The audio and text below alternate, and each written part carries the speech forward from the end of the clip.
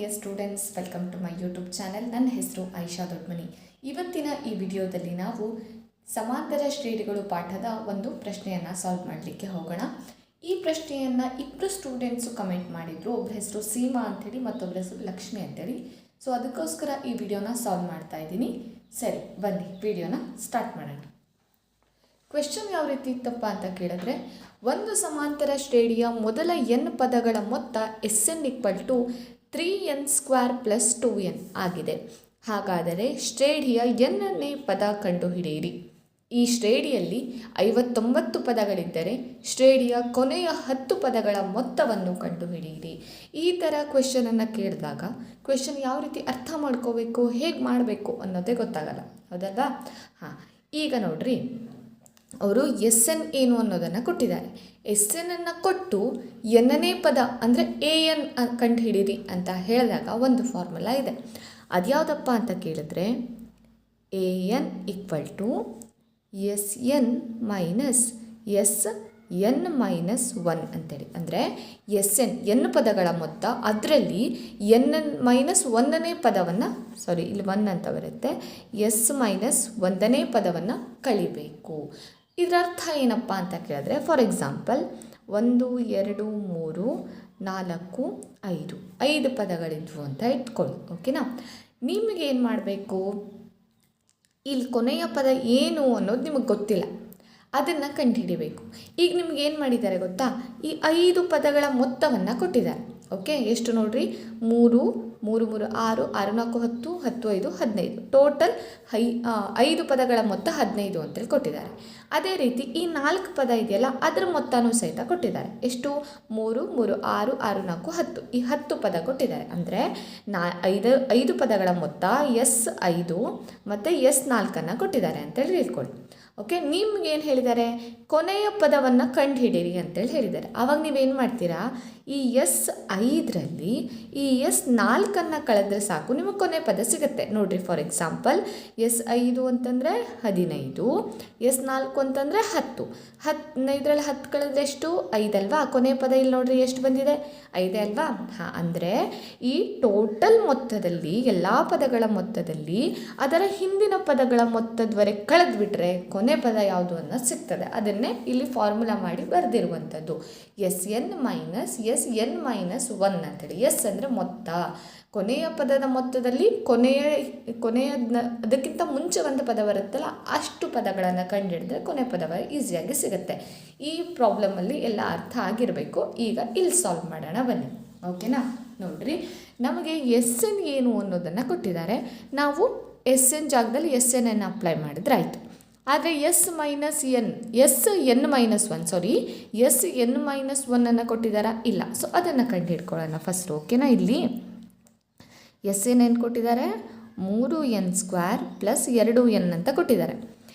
Sn - 1 ಕಂಡುಹಿಡಬೇಕು. ಇಲ್ಲಿ observe ಮಾಡಿರ್ಬೋದು, ಇಲ್ಲಿ n ಜಾಗದಲ್ಲಿ ಏನು ಬಂದಿದೆ, n-1. ಹಾಗೆ ಈ ಕಡೆನೂ ಅದೇ ರೀತಿ n ಜಾಗದಲ್ಲಿ ಎಲ್ಲ ಏನು ಹಾಕಬೇಕು, n-1 ಅಂತ ಹಾಕಬೇಕು, ಓಕೆನಾ? 3 ಇದೆ, 3 ಹಾಗೆ ಬರೀತೀನಿ.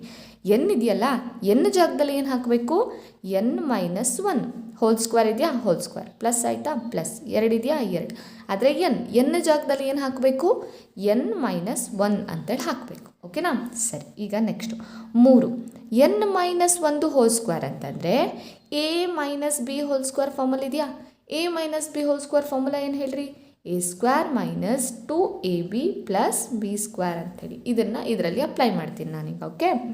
ಎ ಜಾಗದಲ್ಲಿ ಏನಿದೆ, n ಅಂದರೆ n² - 2ab, 2 ಹಾಗೆ ಬರೀತೀನಿ. a ಅಂದರೆ n ಅಲ್ವಾ, ಆಮೇಲೆ b ಅಂದರೆ 1 ಅಲ್ವಾ, n × 1 1 ಆಗುತ್ತೆ. ಸೊ ಬರೆಯೋ ಅವಶ್ಯಕತೆ ಇರಲ್ಲ, ಓಕೆ? ಪ್ಲಸ್ b² b ಜಾಗದಲ್ಲಿ ಏನಿದೆ, 1 ಇದೆ. ಅಂದರೆ 1² ಅಂದರೆ 1ನ್ನು 2 ಸಲ ಗುಣಿಸ್ರಿ, 2 ಸಲ ಗುಣಿಸಿದ್ರೆ 1 1 1. ಕೆಲವೊಬ್ಬರು ಇಲ್ಲಿ ಮಿಸ್ಟೇಕಾಗಿ 2 ಬರೆಯೋ ಸಾಧ್ಯತೆ ಇರ್ತದೆ. ಸೊ ಮಲ್ಟಿಪ್ಲಿಕೇಶನ್ ಮಾಡೇ ಬರೀರಿ, ಸಣ್ಣದಾದರೂ ಅಷ್ಟೇ ಮಲ್ಟಿಪ್ಲಿಕೇಶನ್ ಮಾಡೇ ಬರೀರಿ, ಓಕೆನಾ? ಸರಿ, ಪ್ಲಸ್ ಇದನ್ನು ಹಾಗೆ ಇಡ್ತೀನಿ, 2n - 1 ಅಂತೇಳಿ, ಓಕೆ? ನೆಕ್ಸ್ಟ್ ನೋಡಿರಿ, ಈ 3ರಿಂದ ಈ ಒಳಗಡೆ ಸಂಖ್ಯೆಗೆಲ್ಲ ಗುಣಾಕಾರ ಮಾಡ್ತೀನಿ, ಆಮೇಲೆ 2ರಿಂದ ಇಲ್ಲಿ ಒಳಗಡೆ ಇರೋದಕ್ಕೆಲ್ಲ ಗುಣಾಕಾರ ಮಾಡ್ತೀನಿ, ಓಕೆ? 3 × n² ಏನಾಗುತ್ತೆ, 3n². ಇಲ್ಲಿ ಮೈನಸ್ ಇದೆ, ಸೊ ಮೈನಸ್. 3 2 6, ಇಲ್ಲಿ ಏನಿದೆ n, ಪ್ಲಸ್ 3 1 3, ಇಲ್ಲೂ ಪ್ಲಸ್ ಇದೆ, 2 ಗುಣಿಸು ಎನ್ ಏನಾಗುತ್ತೆ 2n, ಪ್ಲಸ್ ಮೈನಸ್ ಮೈನಸ್ 2 ಒಂದಲೇ 2 ಅಂಥೇಳಿ. ಓಕೆನಾ? ಸರಿ, ನೆಕ್ಸ್ಟ್ ನೋಡ್ರಿ, 3n² ಇಲ್ಲೆಲ್ಲೂ n² ಇಲ್ಲ, ಸೊ ಅದನ್ನು ಹಾಗೆ ಇಡ್ತೀನಿ. ಇಲ್ಲಿ -6n plus 2n, -6n plus 2n ಅಂದರೆ ಇಲ್ಲಿ 6n ಮತ್ತು 2n ಅಲ್ಲಿ ಯಾವ್ದು ದೊಡ್ಡದಪ್ಪ? 6n ಅಲ್ವಾ? ಅದಕ್ಕಿರೋ ಚಿಹ್ನೆಯನ್ನು ಫಸ್ಟ್ ಹಾಕ್ಕೊಂಡ್ಬಿಡ್ಬೇಕು. ಈಗ ನೋಡಿ, ಪ್ಲಸ್ ಮೈನಸ್ ಮೈನಸ್ ಅಂದರೆ ಕಳಿಬೇಕು. 6nರಲ್ಲಿ 2n ಕಳೆದ್ರೆ ಎಷ್ಟು ಏನಪ್ಪ? 4n. ಓಕೆ, ಇಲ್ಲೂ ಹಾಗೆ +3 -2 ದೊಡ್ಡ ಸಂಖ್ಯೆ ಯಾವುದು? 3, ಅದಕ್ಕಿರೋ ಚಿಹ್ನೆ ಯಾವುದು? ಪ್ಲಸ್, ಅದನ್ನು ಹಾಕ್ಕೊಂಡ್ಬಿಡ್ರಿ. ಇಲ್ಲಿ ಪ್ಲಸ್ ಮೈನಸ್ ಮೈನಸ್ ಅಂದರೆ ಕಳಿಬೇಕು. 3ರಲ್ಲಿ 2 ಕಳೆದ್ರೆ 1. ಓಕೆನಾ? ಸರಿ, ಯಾವತ್ತು ದೊಡ್ಡ ಸಂಖ್ಯೆಯಲ್ಲಿ ಚಿಕ್ಕ ಸಂಖ್ಯೆ ಕಲಿತೀವಲ್ವಾ, ಇಲ್ಲಿ 3 ಬಂದರೂ ಹಾಗೆ ಮಾಡಬೇಕು, ಇಲ್ಲಿ 2 ಬಂದರೂ ಹಾಗೆ ಮಾಡಬೇಕು. ದೊಡ್ಡ ಸಂಖ್ಯೆಯಲ್ಲಿ ಚಿಕ್ಕ ಸಂಖ್ಯೆ ಕಳೆದ್ಬಿಟ್ರೆ ಆಯಿತು. ಓಕೆ, ಸರಿ, ಈಗ Sn-1 ಸಿಕ್ತು. Sn ಗೊತ್ತಿದೆ, Sn-1 ಕಂಡು ಹಿಡಿದ್ವಿ. ಇದನ್ನು ತಗೊಂಡೋಗಿ ಎಲ್ಲಿ ಹಾಕಬೇಕು? ಈ an ಫಾರ್ಮುಲಾದಲ್ಲಿ ಹಾಕಬೇಕು. ಅದನ್ನು ಅಪ್ಲೈ ಮಾಡೋಣ. an = Sn-1 Sn ಜಾಗದಲ್ಲಿ ಏನು ಹಾಕ್ತೀರಿ? 3n² plus 2n minus Sn-1 ಜಾಗದಲ್ಲಿ 3n² ಮೈನಸ್ 4n ಪ್ಲಸ್ 1 ಅಂಥೇಳಿ. ಓಕೆನಾ? ಸರಿ, ನೆಕ್ಸ್ಟ್ ನೋಡ್ಕೊಳ್ರಿ, =3n² ಪ್ಲಸ್ 2n. ಈ ಮೈನಸ್ಸಿಂದ ಉಳಿದೆಲ್ಲ ಕಡೆ ಗುಣಾಕಾರ ಮಾಡ್ತೀನಿ.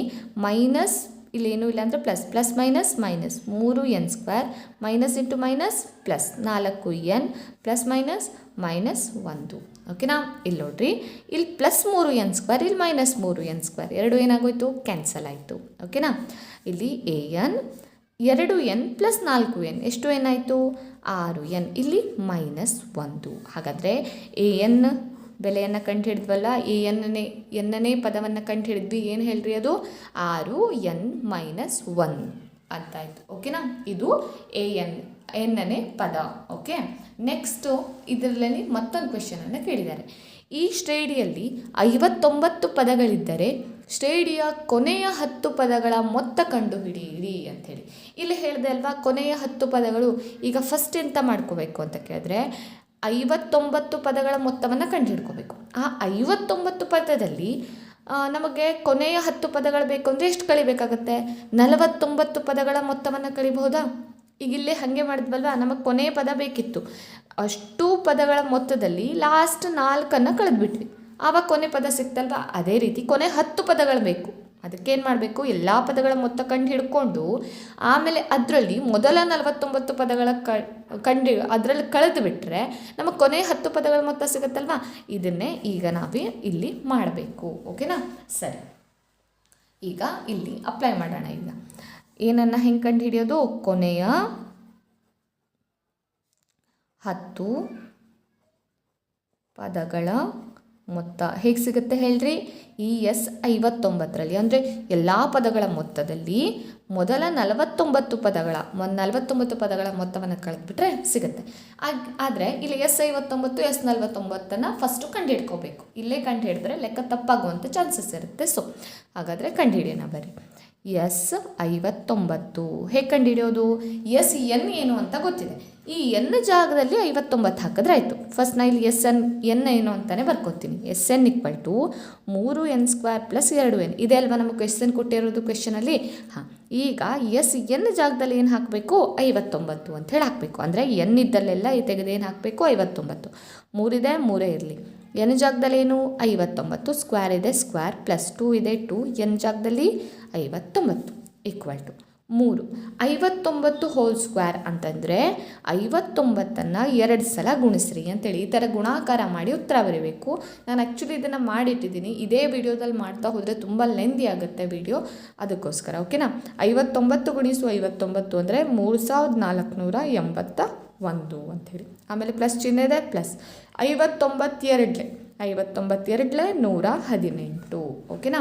ಸರಿ, ನೆಕ್ಸ್ಟು 3 × 3481 ಇದೆರಡನ್ನು ಗುಣಾಕಾರ ಮಾಡಿದಾಗ 10443 ಉತ್ತರ ಬರುತ್ತೆ. ಪ್ಲಸ್ 118 ಹಾಗೆ ಬರುತ್ತೀನಿ. ಇದೆಲ್ಲನೂ ಮಾಡಿಟ್ಟಿದ್ದೀನಿ ನಾನು. ಓಕೆನಾ? ಓಕೆ, S59 ಅಂದರೆ ಎಷ್ಟು? ಇದೆರಡನ್ನು ಕೂಡಿಸ್ತಾರೆ ಉತ್ತರ ಎಷ್ಟು ಬಂತು? 10561 ಅಂತೇಳಿ ಉತ್ತರ ಬರುತ್ತೆ. ಹಾಗಾದರೆ S59 ಎಷ್ಟು ಅನ್ನೋದು ಸಿಕ್ತು. ಈಗ S49 ಎಷ್ಟು ಅನ್ನೋದು ಕಂಡುಹಿಡಿಯೋಣ. ಈ ಕಡೆ ಕಂಡುಹಿಡಿತೀನಿ. S49 = 3 × 49 whole square plus 2 × 49. ಈ ಫಾರ್ಮುಲಾದಲ್ಲಿ ಅಪ್ಲೈ ಡೈರೆಕ್ಟಾಗಿ ಮಾಡಿಬಿಟ್ಟೆ ಇಲ್ಲಿ ನಾನು. ಓಕೆನಾ? ಸರಿ. 3 × 49 ಹೋಲ್ ಸ್ಕ್ವೇರ್ ಅಂತಂದರೆ 2401. ಇಲ್ಲಿ ಬ್ರ್ಯಾಕೆಟ್ ಹಾಕಿದ್ರು, ಇಲ್ಲಿ ಗುಣಾಕಾರ ಹಾಕಿದ್ರು. ಯಾಕಪ್ಪ? ನೀವು ಬ್ರ್ಯಾಕೆಟ್ ಆದರೂ ಹಾಕ್ಬೋದು, ಗುಣಾಕಾರನಾರು ಹಾಕ್ಬೋದು. ಅದು ಎರಡೂ ಒಂದೇ ಮೀನಿಂಗನ್ನು ಕೊಡುತ್ತೆ ಮ್ಯಾಥ್ಸಲ್ಲಿ. ಓಕೆನಾ? ಪ್ಲಸ್ 2 × 49 ಅಂತಂದರೆ ಎಷ್ಟು? 98. ಅದನ್ನು ಗುಣಾಕಾರ ಮಾಡಿದ್ದೀನಿ. ಓಕೆ. 3 × 2401 ಅಂತ ಅಂದ ತಕ್ಷಣ ಉತ್ತರ 7203 ಅಂತ ಹೇಳಿ ಬರುತ್ತೆ. ಇಲ್ಲಿ 98 ಹಾಗೆ ಬರೀತೀನಿ. ಓಕೆ. ನೆಕ್ಸ್ಟ್ S49 ಎಷ್ಟು ಅಂತ ಕಂಡುಹಿಡಬೇಕಲ್ವಾ? ಇದೆರಡನ್ನು ಕೂಡಿಸಿ ಉತ್ತರ 7301 ಅಂತ ಹೇಳಿ ಬಂತು. ಓಕೆ. ಇದೆರಡನ್ನು ಕಂಡುಹಿಡ್ದಾದ್ಮೇಲೆ ಈ ಫಾರ್ಮುಲಾದಲ್ಲಿ ಅಪ್ಲೈ ಮಾಡಿದ್ರೆ ಮುಗೀತು, ಉತ್ತರ ಬಂದುಬಿಡುತ್ತೆ ನಮಗೆ. ಓಕೆ. ಬರ್ಕೊಳ್ರಿ. ಕೊನೆಯ 10 ಪದಗಳ ಮೊತ್ತ = S59 ಮೈನಸ್ S49. S59 ಎಷ್ಟು ಬಂದಿತ್ತು ಹೇಳ್ರಿ? 10,561 ಮೈನಸ್ S49 ಎಷ್ಟು ಬಂತು? 7,301 ಅಂತ ಹೇಳಿ ಬಂತು. ಓಕೆನಾ? ಇದು ಎರಡನ್ನೂ ಕಳೆದಾಗ ಎಷ್ಟು ಬಂತು ಉತ್ತರ? 3,260 ಅಂಥೇಳಿ ಉತ್ತರ ಬರುತ್ತೆ. ಇದೇ ನಮ್ಮ ಕೊನೆಯ 10 ಪದಗಳ ಮೊತ್ತ. ಇದನ್ನು ಈ ಥರ ಬರ್ಕೋಬೇಕು. ಕೊನೆಯ 10 ಪದಗಳ ಮೊತ್ತ ಈ ಥರ ಬರ್ದಾದ್ಮೇಲೆ ಅದಕ್ಕೊಂದು ಬಾಕ್ಸ್ ಹಾಕೋದು ಮಾತ್ರ ಮರಿಬೇಡ್ರಿ. ಓಕೆನಾ? ಎಲ್ಲದಕ್ಕೂ ಇದಕ್ಕೆಲ್ಲ ಹಾಕಬೇಕು ಅಂಥೇಳಿ ಇಲ್ಲ. ನೀವು ಕೊನೆಯ ಅವ್ರು ಏನೇನು ಕೇಳಿದಾರಲ್ಲ ಮೇಯ್ನಾಗಿ ಅದಷ್ಟಕ್ಕೆ ಬಾಕ್ಸನ್ನು ಹಾಕಿದ್ರೆ ಸಾಕು. ಈಗ ನೋಡಿರಿ, ನಾನಿಲ್ಲಿ ANಗೆ ಹಾಕಿದ್ದೇನಲ್ವಾ? ಯಾಕಂದರೆ ANನ್ನು ಕೇಳಿದರು ಅವರು. ಆಮೇಲೆ ಇದು ಕೊನೆಯ 10 ಪದಗಳ ಮೊತ್ತ ಕೇಳಿದರು. ಇದಕ್ಕೊಂದು ಬಾಕ್ಸ್ ಹಾಕಿದ್ರೆ ಅವ್ರಿಗೆ ಗೊತ್ತಾಗುತ್ತೆ, ಹೈಲೈಟ್ ಆಗುತ್ತೆ, ಹಾಂ ಉತ್ತರ ಬಂದಿದೆ ಅಂಥೇಳಿ. ಆಮೇಲೆ ಅವರು ಡೀಟೇಲ್ ಇನ್ಫಾರ್ಮೇಷನನ್ನು ನೋಡ್ತಾರೆ. ಇಲ್ಲೇ ಏನಾದರೂ ತಪ್ಪಾಯಿತು ಅಂತಂದರೆ ಮತ್ತೆ ಡೀಟೇಲ್ ಇನ್ಫಾರ್ಮೇಷನನ್ನು ನೋಡೋದು ಕಡಿಮೆ, ಮಾರ್ಕ್ಸ್ ಸಡನ್ನಾಗಿ ಕಟ್ ಆಗಿಬಿಡುತ್ತೆ. ಓಕೆನಾ? ಸರಿ. ಇಲ್ಲಿಗೆ ಈ ವಿಡಿಯೋನ ಎಂಡ್ ಮಾಡ್ತಾ ಇದ್ದೀನಿ. ವಿಡಿಯೋ ಇಷ್ಟ ಆಗಿದೆ, ಚೆನ್ನಾಗಿ ಅರ್ಥ ಆಗಿದೆ ಅಂತ ತಿಳ್ಕೊತಿದ್ದೀನಿ. ಹಾಗೇನಾದರೂ ಅರ್ಥ ಆದರೆ ವಿಡಿಯೋನ ಲೈಕ್ ಮಾಡಿ, ನಿಮ್ಮ ಫ್ರೆಂಡ್ಸು ಇದನ್ನು ಕಲೀರಿ. ಸೊ ಅವರಿಗೆ ಇದನ್ನು ಶೇರ್ ಮಾಡಿರಿ. ಮತ್ತು ಚಾನಲ್ನ ಸಬ್ಸ್ಕ್ರೈಬ್ ಮಾಡೋದು ಮಾತ್ರ ಮರಿಬೇಡಿ. ವಿಡಿಯೋನ ಕೊನೆಯವರೆಗೂ ನೋಡಿದ್ದಕ್ಕೆ ಥ್ಯಾಂಕ್ ಯು ಸೋ ಮಚ್.